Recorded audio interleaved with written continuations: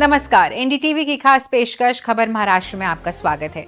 आज हम आपको बताएंगे महाराष्ट्र सरकार के बड़े फैसले, नई योजनाएं और वो अहम कदम जिनसे राज्य तेजी के साथ विकास की राह पर आगे बढ़ रहा है। शुरुआत करते हैं आज की पहली बड़ी खबर के साथ। पंढरपुर कृषि उत्पन्न बाजार समिति द्वारा आयोजित कृषि महोत्सव के उद्घाटन अवसर पर मुख्यमंत्री देवेंद्र फडणवीस ने 7 किसानों को प्रतीकात्मक रूप से कर्ज माफी प्रमाण पत्र और नए फसल ऋण के चेक वितरित किए। उन्होंने कहा कि किसानों से किया गया वादा निभाते हुए सरकार देश की सबसे बड़ी कर्ज माफी योजना लागू कर रही है। ऐतिहासिक पुण्य श्लोक अहिल्या देवी होल्कर शेतकरी कर्ज मुक्ति योजना के तहत राज्य के 56 लाख किसानों को कर्ज माफी का लाभ मिलेगा। इसके तहत सरकार ने पहले चरण में लगभग 17 लाख लाभार्थियों के लिए 13,000 करोड़ रुपए आवंटित किए हैं। इसके अलावा नियमित रूप से ऋण चुकाने वाले किसानों को 50,000 रुपए का प्रोत्साहन अनुदान दिया जाएगा। वहीं करीब 50 लाख किसानों के 48,000 करोड़ रुपए के बिजली बिल भी माफ किए गए हैं। मुख्यमंत्री ने भरोसा दिलाया है कि इस योजना से कोई भी पात्र किसान वंचित नहीं रहेगा। सोशल सेक्टर वॉर रूम की समीक्षा बैठक में मुख्यमंत्री देवेंद्र फडणवीस ने नीति आयोग के सस्टेनेबल डेवलपमेंट गोल्स इंडेक्स में महाराष्ट्र की प्रगति का जायजा लिया। मुख्यमंत्री ने अधिकारियों को निर्देश दिया कि वे क्षेत्र के हिसाब से और नतीजों पर आधारित प्लान बनाएं ताकि महाराष्ट्र अगले 4 सालों में सभी SDG इंडेक्स में टॉप नेशनल रैंकिंग हासिल कर सके। उन्होंने कहा कि राज्य के 10 आकांक्षी जिलों और 177 तालुकों में नीति आयोग के मानकों के अनुसार बड़े पैमाने पर विकास कार्यों को गति दी जाए। इसके लिए real time data collection, data gap की पहचान और विभिन्न योजनाओं के निरंतर मूल्यांकन को प्राथमिकता देने के निर्देश दिए गए।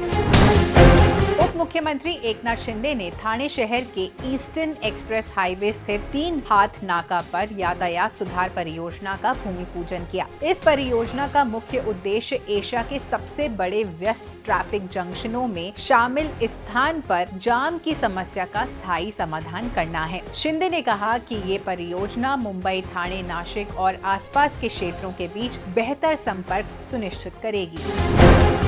मुख्यमंत्री देवेंद्र फडणवीस की मौजूदगी में सहकार टैक्सी कोऑपरेटिव लिमिटेड और MSRTC, विभिन्न नगर निगम और ट्रैफिक पुलिस समेत अलग अलग संस्थाओं के बीच MOU पर हस्ताक्षर किए गए। इन समझौतों का मुख्य उद्देश्य यात्रियों को फर्स्ट माइल और लास्ट माइल कनेक्टिविटी उपलब्ध कराना तथा बस स्टेशनों पर प्रीपेड टैक्सी सेवा शुरू करना है। भारत टैक्सी प्लेटफॉर्म के जरिए Navi Mumbai international airport, MSRTC बस स्टेशनों और दूसरे बड़े ट्रांसपोर्ट हब पर ऐप बेस्ड और कैशलेस ट्रांसपोर्ट सर्विस उपलब्ध कराई जाएगी। उप मुख्यमंत्री सुनेत्र पवार ने पुणे के कोरू होलिस्टिक रिहैबिलिटेशन सेंटर का उद्घाटन किया।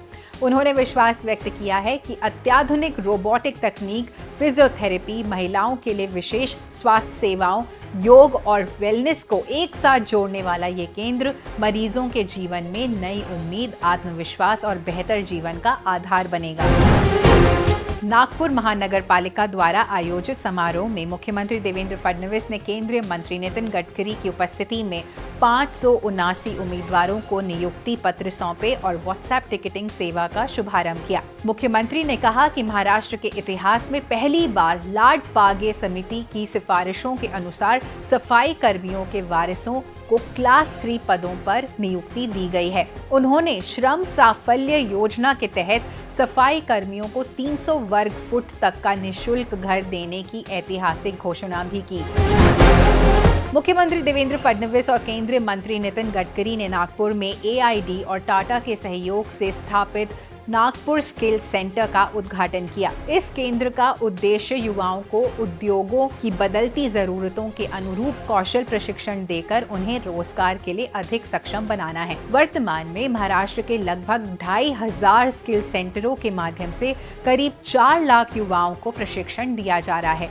इस पहल का उद्देश्य भविष्य के लिए एक फ्यूचर रेडी वर्कफोर्स तैयार करना है और महाराष्ट्र में रोजगार के अवसरों को बढ़ावा देना भी। तो ये थी इस हफ्ते की बड़ी और अहम खबरें। ऐसे ही अपडेट्स के लिए देखते रहिए NDTV की खास पेशकश खबर महाराष्ट्र।